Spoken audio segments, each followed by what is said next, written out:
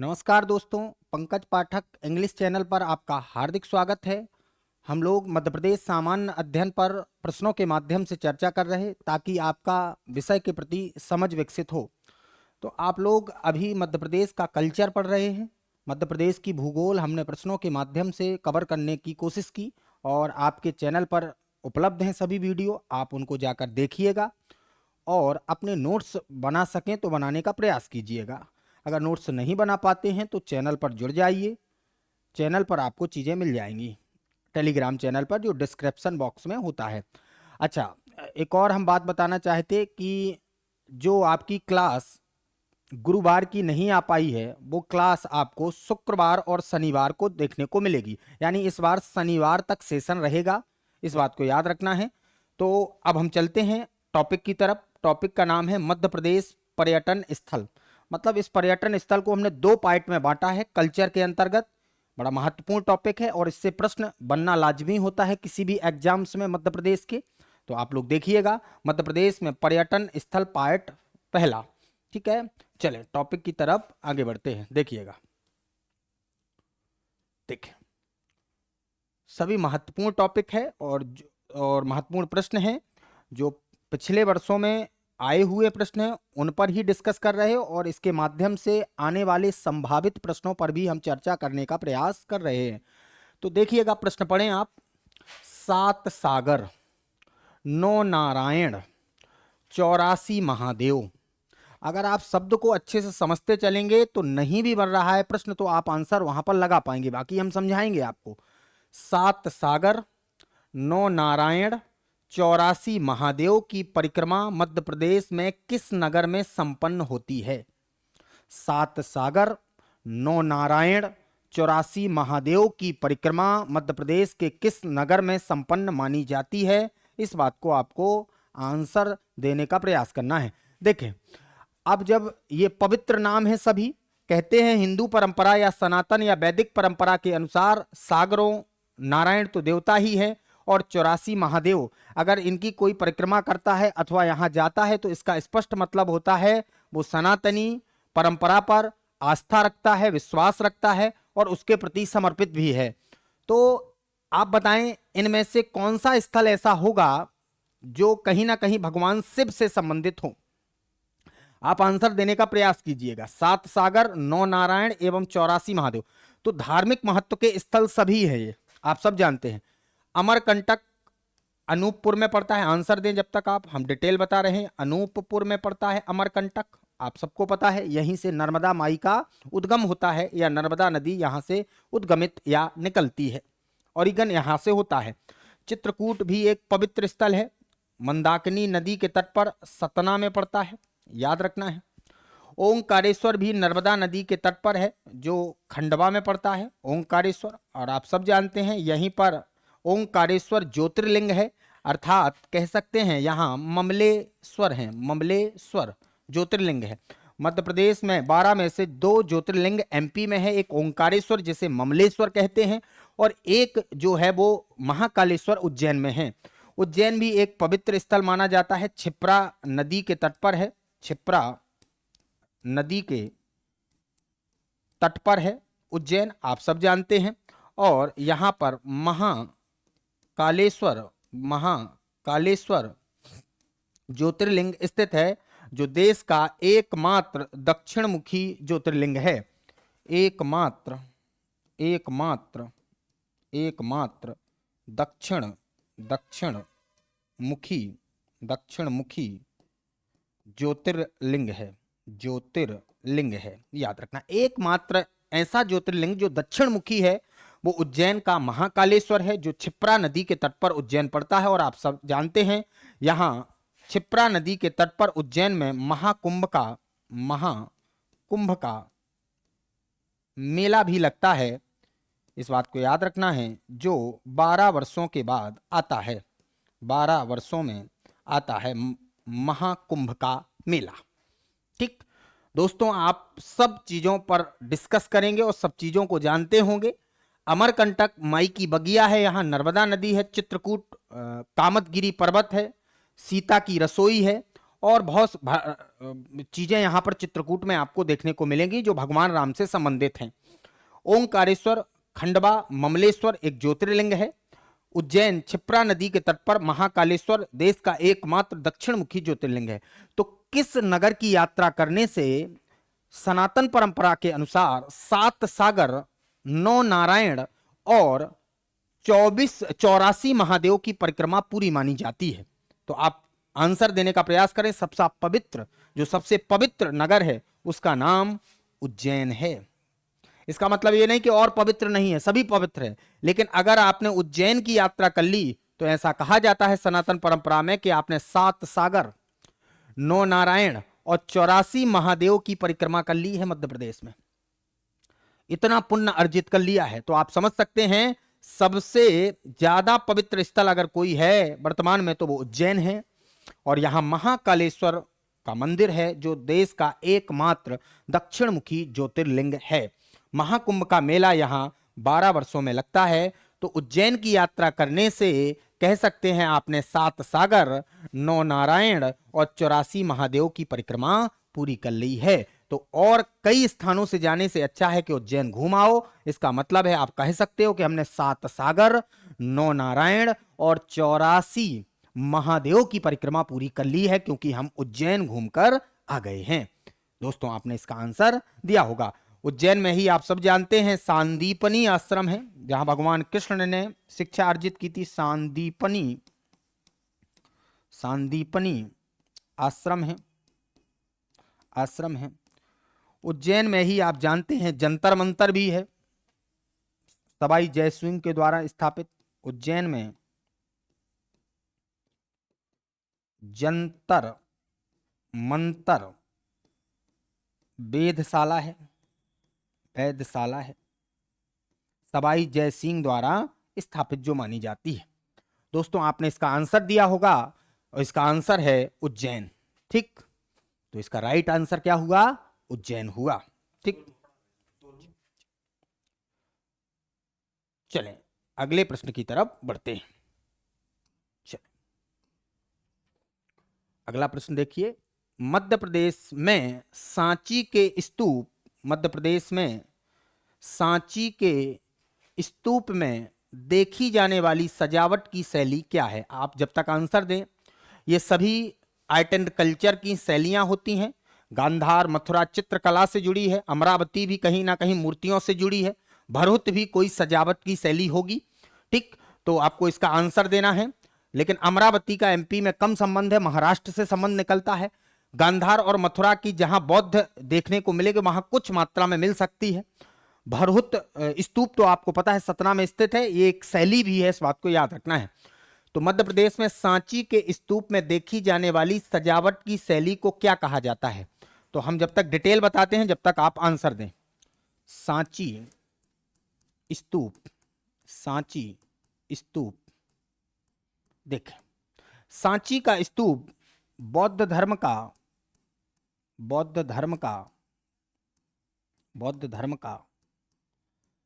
सबसे बड़ा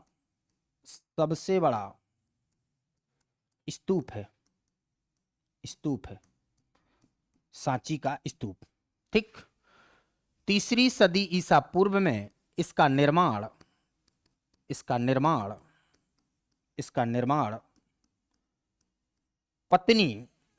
पत्नी वाइफ कौन थी? श्रीदेवी या महादेवी, इतिहास में ये अलग अलग नाम दिए गए हैं, या कुमार देवी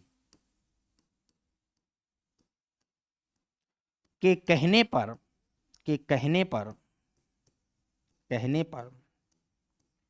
सम्राट अशोक ने मौर्य वंश के हैं सम्राट अशोक ने इस स्तूप का निर्माण किया था। इस स्तूप का क्या किया था? निर्माण किया था। श्रीदेवी महादेवी जिनसे महेंद्र और संघमित्रा नाम की 2 संतानें उत्पन्न हुई थी। ठीक, श्री देवी या महादेवी एक वैश्य कन्या थी। वैश्य कन्या का मतलब होता है एक व्यापारी की कन्या थी, जिनका संबंध कहीं ना कहीं विदिशा से है, विदिशा डिस्ट्रिक्ट से है। तो इनने कहा था कि आप सांची स्तूप का निर्माण कीजिए, और विदिशा में और उज्जैन में भी कई निर्माण कार्य किए, उन पर चर्चा नहीं करना है, अभी हमें सांची पर चर्चा करना है। तो सांची स्तूप का निर्माण, जो सबसे बड़ा स्तूप है, उसका निर्माण सम्राट अशोक ने अपनी पत्नी श्री देवी के कहने पर किया था। ठीक, इस बात को आपको याद रखना है। स्तूप बौद्ध धर्म में, स्तूप बौद्ध धर्म में, स्तूप बौद्ध धर्म में, स्तूप बौद्ध धर्म में मृत्यु का प्रतीक होता है, मृत्यु का प्रतीक होता है। जब उनके कोई सी महापुरुष का देहांत हो जाता है तो स्तूप बना दिया जाता है, जिसे ठूहर या ढेर या राख का ढेर कहते हैं, याद रखना है। ठीक, तो स्तूप बौद्ध परंपरा में मृत्यु का प्रतीक माना जाता है। ठीक, अब देखिएगा सांची स्तूप का प्राचीन नाम, इसका प्राचीन नाम, सांची स्तूप का पुराना नाम काकड़ाम है, काकड़ाम है, या काकनाद बोट है, यही एक ही नाम है, या बोट श्री पर्वत है। यह सांची का प्राचीन नाम है। ठीक, सांची स्तूप को 1989 में यूनेस्को ने विश्व विरासत, आंसर दे दिया होगा आपने, विश्व विरासत स्थल घोषित किया है। क्या घोषित किया है? विश्व विरासत स्थल 1989 में सांची को घोषित कर दिया, जिसका प्राचीन नाम काकड़ाम या काकनाद बोट या बोट श्री पर्वत है। सांची स्तूप बौद्ध धर्म का सबसे बड़ा स्तूप है। इसका निर्माण श्री देवी के कहने पर सम्राट अशोक ने किया। स्तूप बौद्ध परंपरा में मृत्यु का प्रतीक होता है। ठीक, अब देखिएगा जो सांची स्तूप है, सांची स्तूप रायसेन डिस्ट्रिक्ट में है, रायसेन जिले में है, रायसेन जिले में है। किस जिले में है? रायसेन जिले में सांची स्तूप पड़ता है। ठीक, इसमें हरिमिका है, मतलब एक सजावट की जो शैली है उसका नाम पूछा गया है। तो याद रखना भैया, अमरावती का यहां से लेना देना नहीं है, गांधार और मथुरा का भी लेना देना कमतर है। तो सजावट की जो शैली है वो क्या है? सजावट की शैली आपने आंसर दिया होगा भरहुत है। तो इसका राइट आंसर आपने दिया होगा सजावट की शैली सांची के स्तूप में भरहुत है। और ये जानने के साथ साथ सांची स्तूप की खोज,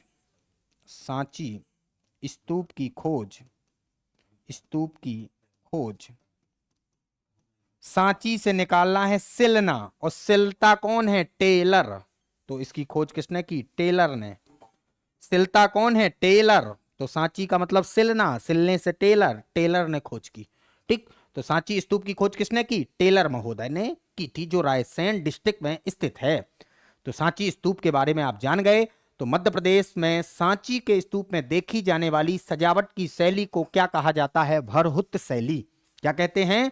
भरहुत शैली। एक भरहुत स्तूप है जो सतना में है, याद रखना है। तो ना तो गांधार शैली है, ना मथुरा शैली है, ना अमरावती शैली है। कौन सी शैली है सजावट की सांची के स्तूप में? भरहुत। और जितना सांची के स्तूप में डिटेल हो सकता है वो हमने बताने का प्रयास किया। सांची स्तूप में गौतम बुद्ध के, महामुदगलायन और सारी पुत्र के अस्थि अवशेष रखे हैं। मुदगलायन किनके?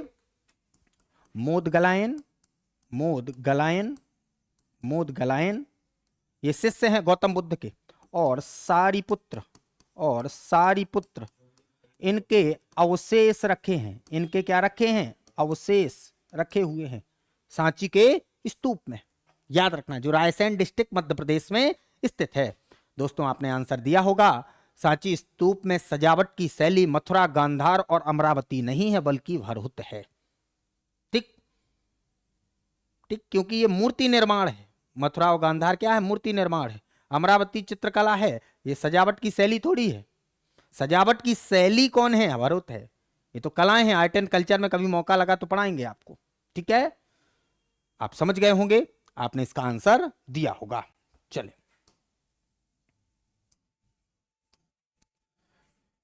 अगला प्रश्न देखें, प्रश्न पढ़ें और आंसर दें।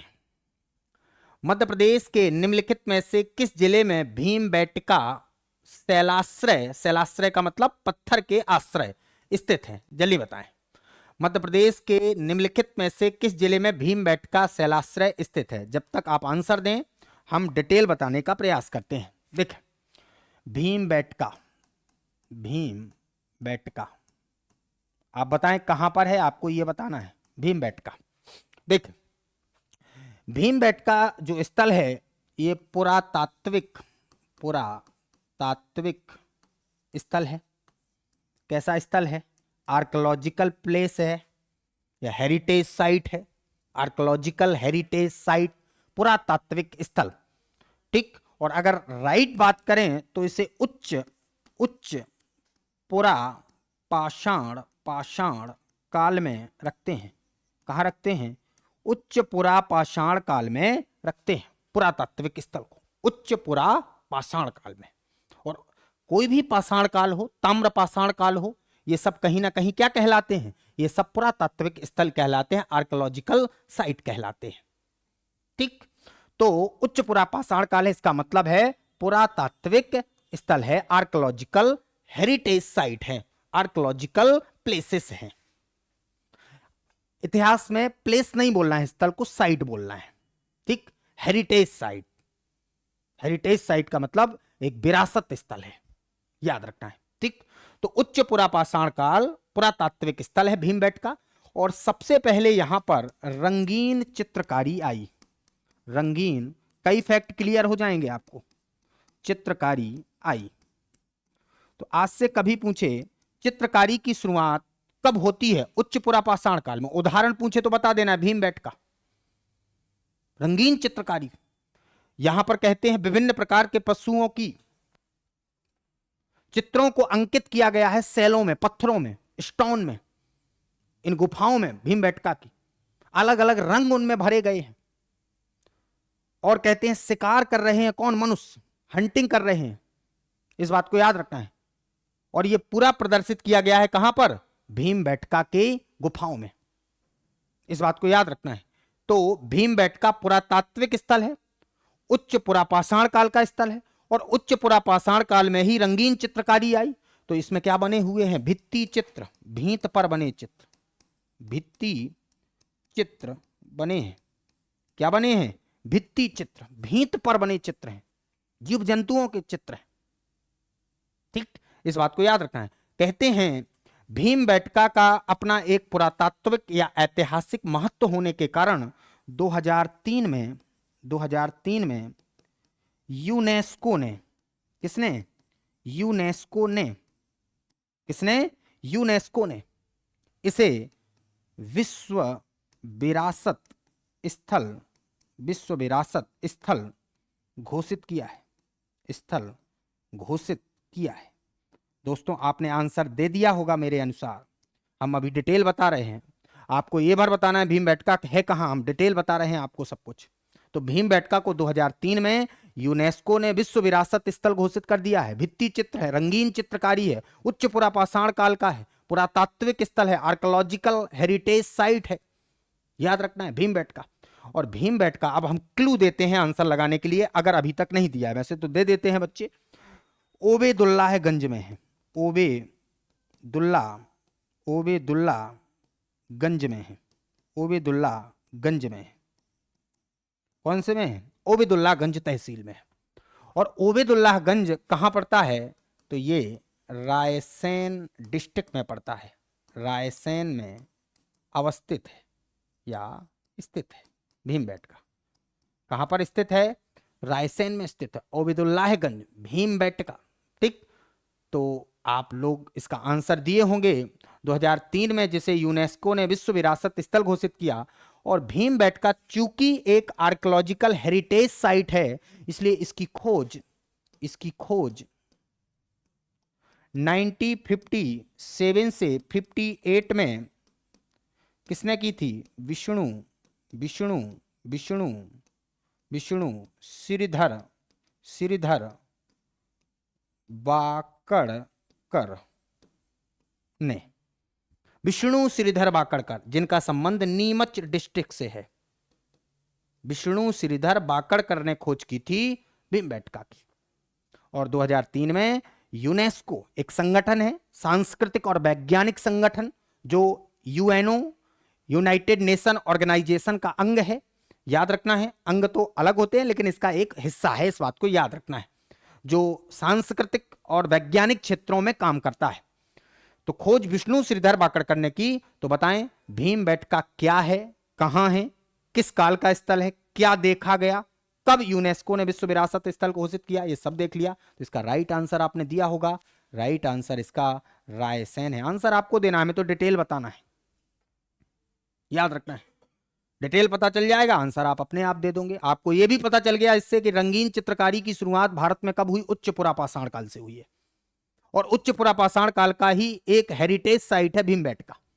ठीक, तो दोस्तों आपने इसका आंसर दे दिया होगा। ठीक, आगे बढ़ते हैं, चलिए।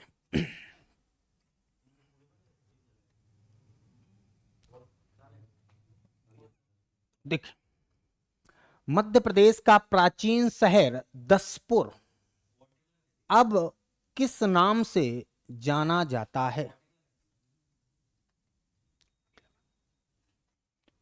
तो देखें, मध्य प्रदेश का प्राचीन शहर दसपुर अब किस नाम से जाना जाता है? तो इन सभी शहरों के पुराने नाम देख लो, आप आंसर दे दोगे। दमोह का तुंडिकेर, दमोह का प्राचीन नाम क्या है? तुंडिकेर है। टीकमगढ़ का टेहरी, टेहरी, टीकमगढ़ का क्या है? टेहरी, टीकमगढ़ का क्या है? टेहरी। ठीक है, तो आप आंसर दिए होंगे। मंदसौर का नाम है दसपुर। तो बताएं, मध्य प्रदेश में प्राचीन शहर दसपुर अब किस नाम से जाना जाता है? मंदसौर। तो इसका राइट आंसर क्या है? कटनी कसराबाद कहलाता है, उसे नहीं आपको देखना है। कटनी में चूना ज्यादा होता है, जैसा हम पढ़ा रहे वैसा ही देखना है, चूना ज्यादा होता है, कटनी का चूना प्रसिद्ध है। मंदसौर में अफीम की प्रोडक्टिविटी, अफीम ज्यादा होती है। मंदसौर में क्या ज्यादा होती है? अफीम ज्यादा होती है। ठीक, पश्चिमी हिस्से में मंदसौर पाया जाता है। तो दमोह का नाम क्या है? तुंडिकेर है। टीकमगढ़ का क्या है? टेहरी है। कटनी का कसराबाद है, और मंदसौर का दसपुर है, यहाँ चूना होता है और यहाँ पर अफीम की प्रोडक्टिविटी ज्यादा होती है। तो आप आंसर दे पाए होंगे मंदसौर। यहां पर एक वंश ने राज किया है ऐतिहासिक रूप से, उस वंश का नाम है ओलिकार वंश। इतिहास में पढ़ाएंगे, कौन सा वंश? ओलिकार वंश, याद रखना है। ओलिकार वंश का संबंध कहां से? मंदसौर से। आप आंसर दे देंगे। ठीक दोस्तों, आपने इसका आंसर दिया होगा। मध्य प्रदेश का प्राचीन शहर दसपुर अब किस नाम से जाना जाता है? मंदसौर। यानी मंदसौर का प्राचीन नाम क्या है? दसपुर। और यहीं पर एक अभिलेख है जिसमें एडवर्टीजमेंट का पहला विश्व में उदाहरण मिला है, उसका नाम क्या है? दसपुर अभिलेख, कुमार गुप्त का है। दसपुर अभिलेख, जिसे मंदसौर अभिलेख भी बोलते हैं, इतिहास की बातें हैं ये। दसपुर अभिलेख मंदसौर में है, और इसमें विज्ञापन का पहला साक्ष्य मिला है, पहला साक्ष्य मिला है। एडवर्टीजमेंट, बुनकर, रेशम बुनकरों की चर्चा है दसपुर अभिलेख में। ये एमपीपीएससी ने एक बार प्रश्न पूछा है कि किस अभिलेख में विश्व के पहले विज्ञापन या एडवर्टीजमेंट का साक्ष्य मिला है जहां रेशम बुनकरों की जानकारी दी गई है? उसका नाम दसपुर अभिलेख है। ठीक है, तो दोस्तों आप लोग इसका आंसर दे पाए होंगे और आप समझ भी पाए होंगे। दसपुर मंदसौर का प्राचीन नाम है, मंदोदरी का इलाका है। ठीक, आपने आंसर दे दिया होगा। आगे चलते हैं। देखिए, मध्य प्रदेश के किस स्थान में 32वीं बावड़ी, बावड़ी का मतलब एक जल स्थल होता है, बावड़ी, बत्तीसी बावड़ी स्थित है? मध्य प्रदेश के किस स्थान में बत्तीसी बावड़ी स्थित है? देखिए, अनूपपुर का संबंध आप जानते हैं अमरकंटक वाला इलाका है, अमरकंटक वाला क्षेत्र है, ठीक, जो मेकाल पर्वत श्रृंखला का हिस्सा है, मेकाल का हिस्सा है। और मेकाल भी सतपुड़ा का हिस्सा है, सतपुड़ा पर्वत श्रृंखला का हिस्सा है। छतरपुर जो है वो चंदेल, चंदेल, बुंदेला छत्रसाल, बुंदेला छत्रसाल राजा के लिए जाना जाता है, ठीक है। और आप जानते हैं छतरपुर के बारे में, चंदेल राजाओं से बत्तीसी बावड़ी का यहां से संबंध नहीं है। अशोकनगर और चंदेरी, अब जब दो दे दिए है इसका मतलब एक आंसर लगाना है।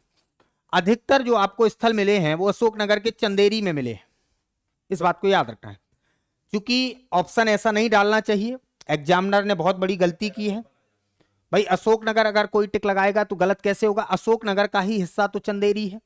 चंदेरी अपनी साड़ियों के लिए प्रसिद्ध है, साड़ियों के लिए प्रसिद्ध है, साड़ियों के लिए प्रसिद्ध है। चंदेरी किसके लिए प्रसिद्ध है? साड़ियों के लिए प्रसिद्ध है चंदेरी। जीआई टैग मिल चुका है साड़ियों को, ठीक। अब देखिएगा जो चंदेरी है, चंदेरी में बहुत सारी चीजें हैं। नौखंडा महल है यहां पर, नौखंडा महल आपको देखने को मिल जाएगा। हवा महल देखने को मिल जाएगा यहां पर, हवा महल। यहां उजर देखने को मिल जाएगा। उजर क्या है? पुराना मदरसा है, पुराना मदरसा है, मदरसा है। पुराना मदरसा कौन है? उजर है। नौखंडा महल है, हवा महल है, उजर, पुराना मदरसा यहीं पर स्थित है।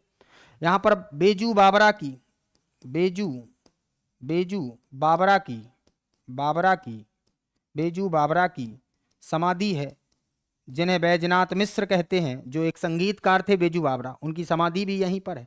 यहाँ जागेश्वरी का, जागेश्वरी माता का मंदिर है, जागेश्वरी मंदिर है चंदेरी में। आपको क्या मिल जाएगा? जागेश्वरी मंदिर मिल जाएगा चंदेरी में। और यहीं पर आपको बत्तीसी बावड़ी मिल जाएगा, बत्तीसी, बत्तीसी, बत्तीसी बावड़ी देखने को मिल जाएगी। बत्तीसी बावड़ी कहाँ है? चंदेरी में। तो दोस्तों आपने इसका आंसर दिया होगा, मध्य प्रदेश के किस स्थान में बत्तीसी बावड़ी स्थित है? इसका राइट आंसर है अशोकनगर का चंदेरी। दोनों ऑप्शन में दिए हैं, तो ऐसा नहीं करना चाहिए एग्जामिनर को, उनकी ये गलती है। अगर कोई अशोकनगर भी टिक लगाता है तो उसका गलत कैसे माना जाएगा? ठीक, उन्हें एक स्थान के रूप में क्षेत्रीय लेवल पर इस प्रश्न को डाल दिया है, ठीक है। घूमने आए होंगे भाई साहब कोई, तो उन्हें डाल दिया प्रश्न, ठीक है। याद रखना है बत्तीसी बावड़ी, उजर पुराना मदरसा कहलाता है चंदेरी में। नौखंडा महल चंदेरी में, हवा महल यहीं पर है। चंदेरी का किला भी प्रसिद्ध है यहाँ पर। उजर पुराना मदरसा है, बेजू बाबरा की समाधि है, जागेश्वरी देवी का मंदिर है, बत्तीसी बावड़ी है, और माता करीला का मेला लगता है। माता, माता करीला, करीला मंदिर है, जिनके नाम पर, जिनके नाम पर करीला मेला लगता है, करीला मेला लगता है। और करीला मेला लगने के साथ साथ यहाँ पर करीला की राई भी होती है, यहाँ पर करीला की राई भी होती है। याद रखना है, करीला मेला है, करीला मेला लगता है और करीला की राई होती है, जिसमें 1 रुपए देने को पड़ता है, ठीक। तो दोस्तों मध्य प्रदेश के किस स्थान में बत्तीसी बावड़ी स्थित है? उसका राइट आंसर है चंदेरी, ठीक। तो आपने इसका आंसर दे दिया होगा। चलिए, और संभावित प्रश्न क्या बनेंगे उनके बारे में चर्चा अपन साथ में करते रहते हैं। देखिएगा, अगला प्रश्न सॉल्व करें। देखें, पढ़ें। मध्य प्रदेश के निम्नलिखित में से किस जिले में बंदर कूंदनी, कूंदनी लिख लेना है, इसमें चिंता नहीं करना है, कूंदनी। तो मध्य प्रदेश के निम्नलिखित में से किस जिले में बंदर कूंदनी मार्वल के पहाड़ हैं एवं मार्वल के पहाड़ स्थित हैं? बताएं। बंदर कूंदनी आप समझ पा रहे होंगे बंदर कूंदनी के बारे में। बंदर कूंदनी का मतलब है ये जल क्षेत्र से जुड़ा है। बंदर कूंदनी को समझ सकते हैं, ये जल से जुड़ा है, जल से जुड़ा है। आप समझ पाए होंगे, आंसर दे रहे होंगे आप।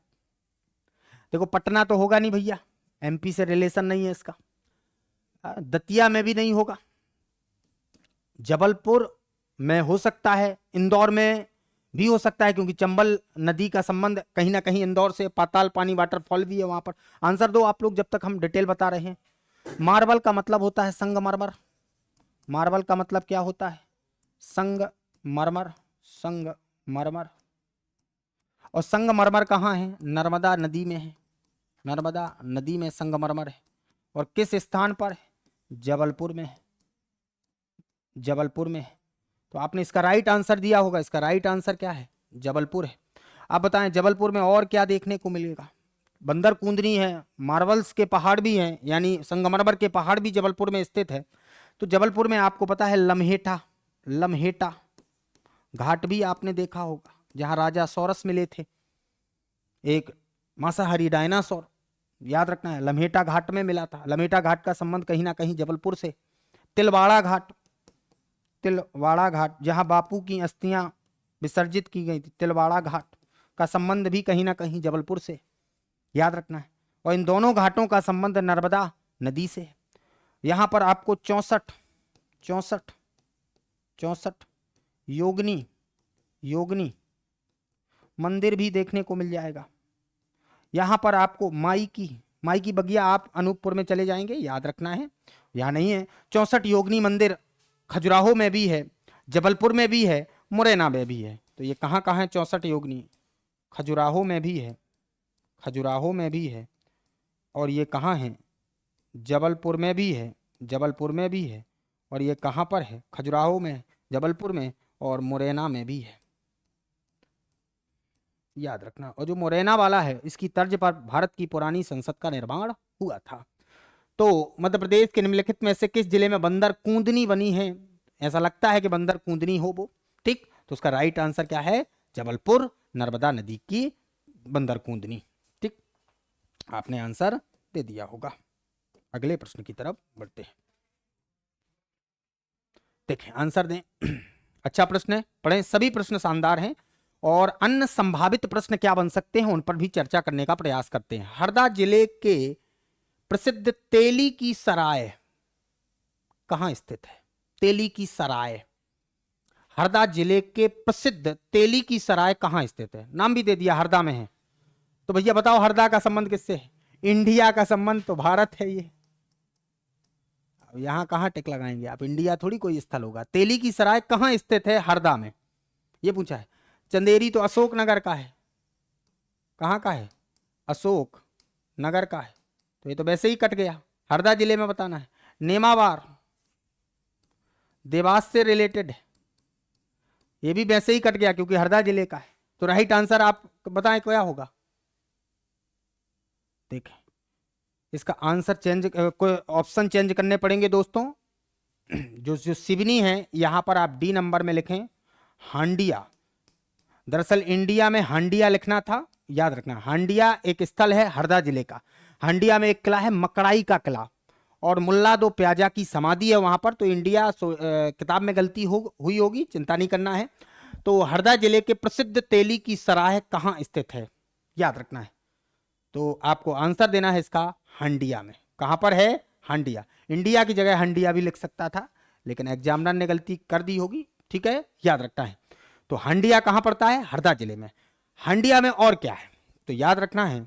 हांडिया में आप देखेंगे, आपको हांडिया में मुल्ला दो प्याजा, मुल्ला दो प्याजा, प्याजा, मुल्ला दो प्याजा अकबर के नवरत्न में से एक थे। इनकी समाधि आपको देखने को मिल जाएगी, समाधि। यहां पर आपको हांडिया में, हरदा में, हरदा हांडिया में मकड़ाई का किला मिल जाएगा। गोंड राजा के द्वारा निर्मित किला। किसके द्वारा निर्मित? गोंड राजा के द्वारा निर्मित। किस राजा के द्वारा निर्मित है? तो याद रखना है, ये गोंड राजा के द्वारा निर्मित है। आप लोग इसका आंसर दिए होंगे, याद रखना है। चले, तो इसका आंसर हांडिया है। सिवनी की जगह चेंज कर लेना या इंडिया की जगह हांडिया लिखना है। हांडिया ऑप्शन में है। तो हरदा जिले के प्रसिद्ध तेली की सराय कहां पर स्थित है? हांडिया में स्थित है। तेली की सराय मुगल कालीन है, मुगल कालीन है, मुगल कालीन ऐतिहासिक स्थल है तेली की सराय। ठीक, इसका आपने आंसर दिया होगा। चले आगे बढ़ते हैं अगले प्रश्न की तरफ। देखें, जवाब दें। अकबर के नवरत्नों में शामिल मुल्ला दो प्याजा, देखो वही आ गया, मुल्ला दो प्याजा की कब्र कहां स्थित है? ऑप्शन बताएं, आपको आंसर मिल गया। रिपीटेड प्रश्न है, आप तो तत्काल आंसर देंगे। हांडिया, महेश्वर, इंडिया, ग्वालियर। तो इसका राइट आंसर क्या है? हांडिया। अब देखें, अकबर के नवरत्न, हांडिया में अकबर के नवरत्न में शामिल मुल्ला दो प्याजा। इनको खाने में दो प्याज अच्छे लगते थे, इसलिए इनका नाम प्याजा पड़ गया, नहीं तो इनका नाम है मुल्ला। और इन्हें दो प्याज पसंद थे, इसलिए नाम पड़ गया मुल्ला दो प्याजा। समझ गए बात को? तो अकबर के नवरत्नों में शामिल थे मुल्ला दो प्याजा, जिनकी समाधि मध्य प्रदेश के हरदा के हांडिया में स्थित है। हरदा के कहां पर? हांडिया में। ठीक, अब बताओ हमें, अकबर के नवरत्नों में, अकबर के नवरत्न,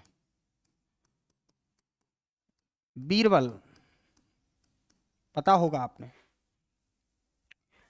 दूसरा हकीम, हुकाम, हुकाम पता होगा आपको, तीसरा अब्दुल रहीम, अब्दुल रहीम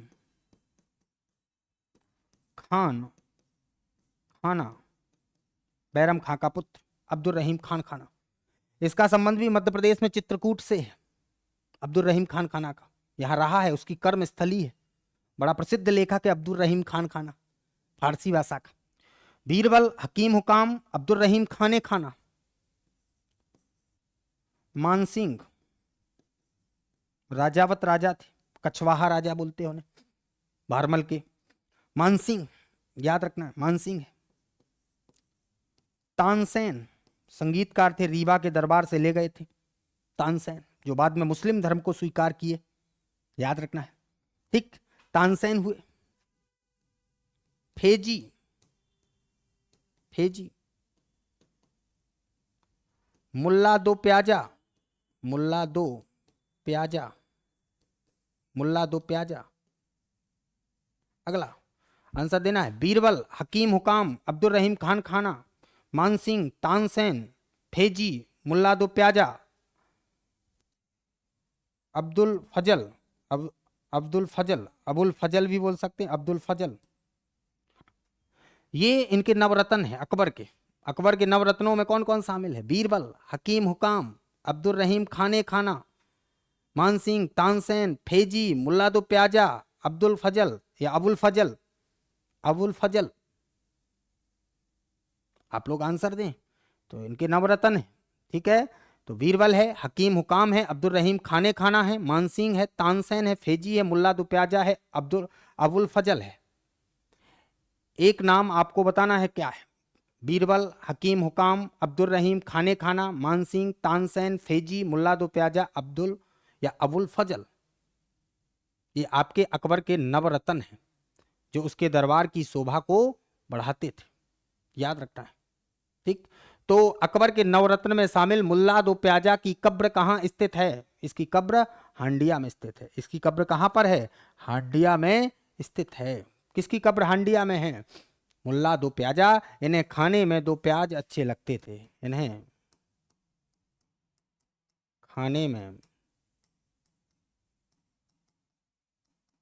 दो प्याज अच्छे लगते थे, दो प्याज अच्छे लगते थे, इसलिए इनका नाम पड़ गया मुल्ला दो प्याजा। ठीक, आप कमेंट बॉक्स में इसका आंसर बताना, नामा कौन सा है? रतन, बीरबल तो है, हकीम मुकाम है, अब्दुल रहीम खाने खाना है, मानसिंह है, तानसेन है, थोड़ी दिमाग से निकल रहा है, फेजी, मुल्ला दो प्याजा, अबुल फजल। ठीक, एक चंद्रगुप्त द्वितीय थे, उनके दरबार में भी नवरत्न रहते थे, याद रखना है आपको। ठीक है, चलिए आगे बढ़ते हैं।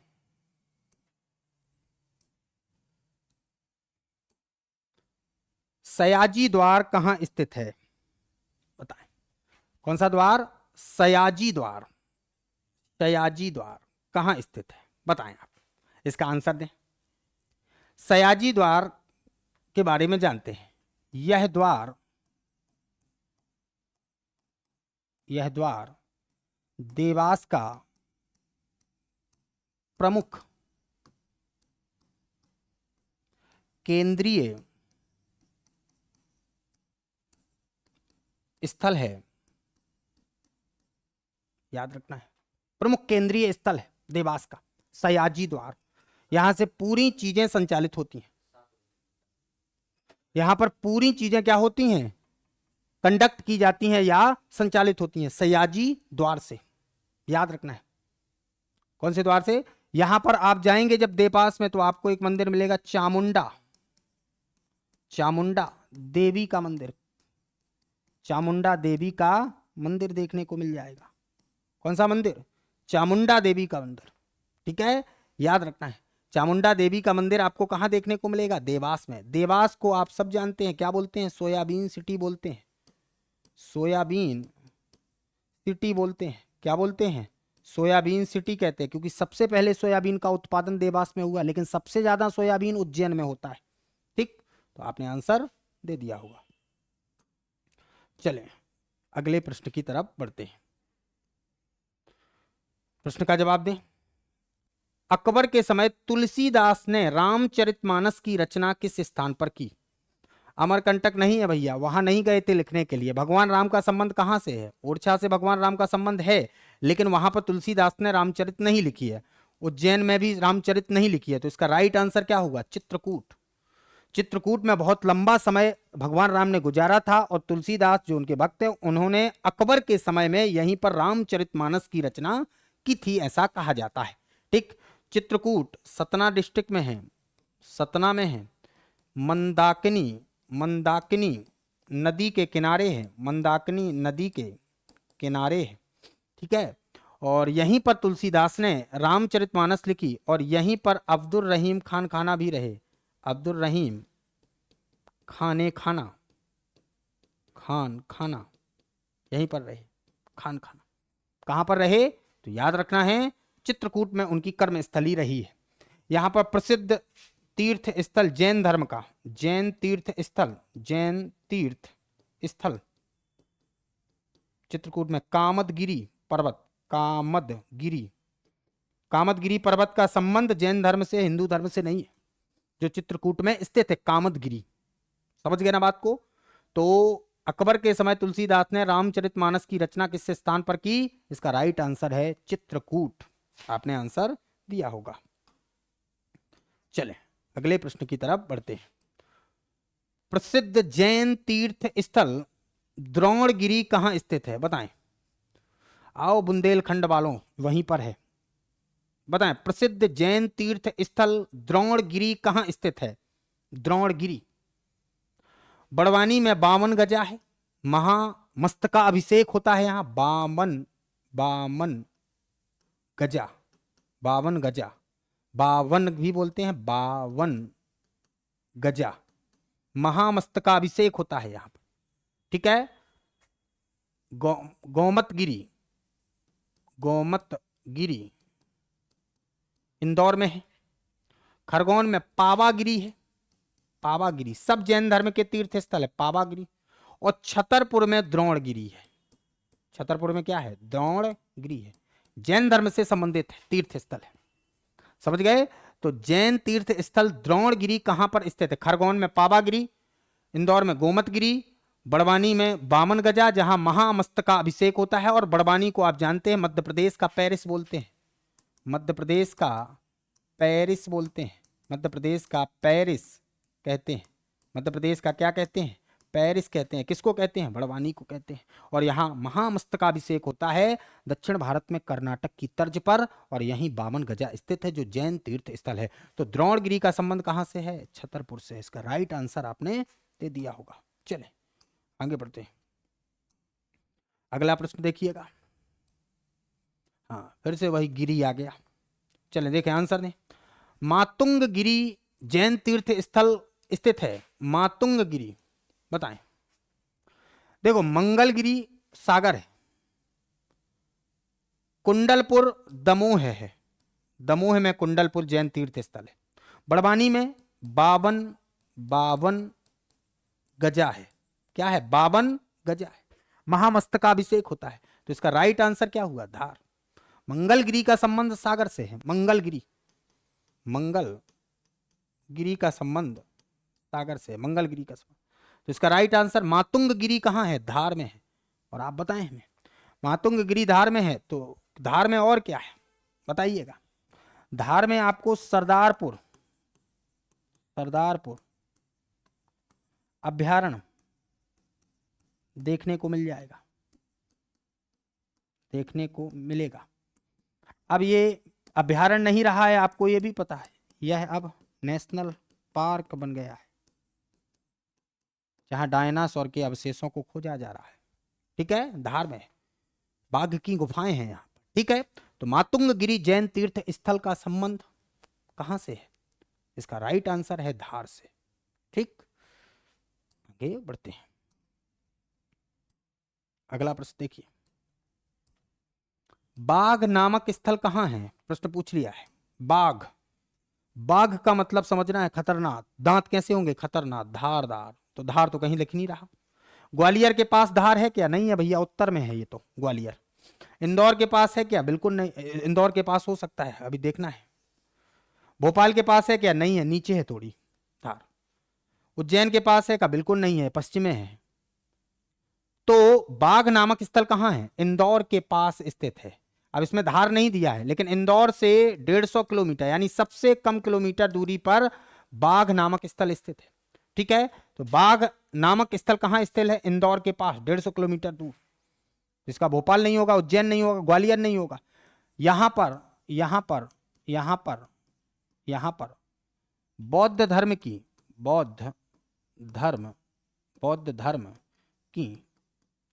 9 गुफाएं, बौद्ध धर्म की कितनी गुफाएं? 9 गुफाएं स्थित हैं।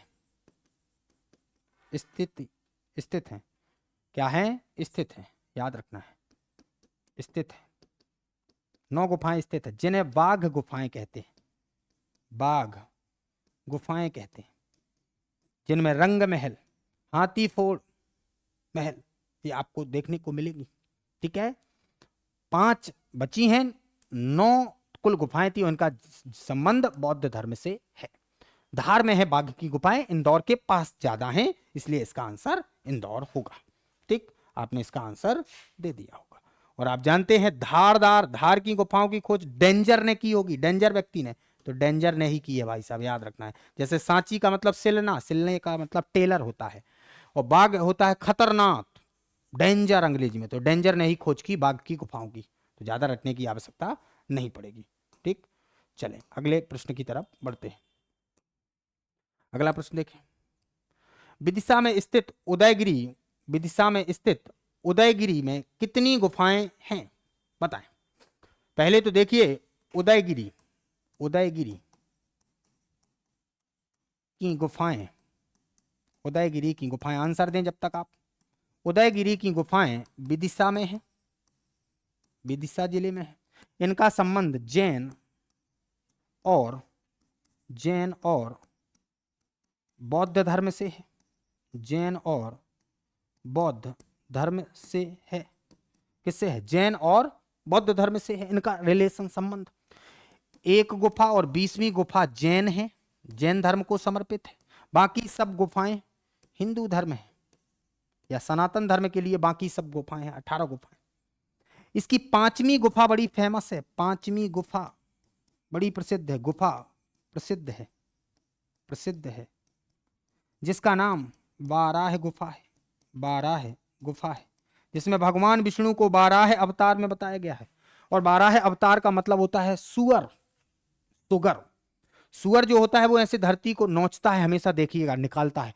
तो जो ये गुफा बनी हुई है आप देखेंगे तो भगवान विष्णु को उस मूर्ति में जब स्थापित किया गया है तो वो ऐसे निकालते हुए पृथ्वी को बताए गए हैं। पृथ्वी पर कोई घोर संकट आया होगा तो चित्रकारों ने उसको प्रदर्शित किया है कि भगवान ने हमारी कैसे रक्षा की।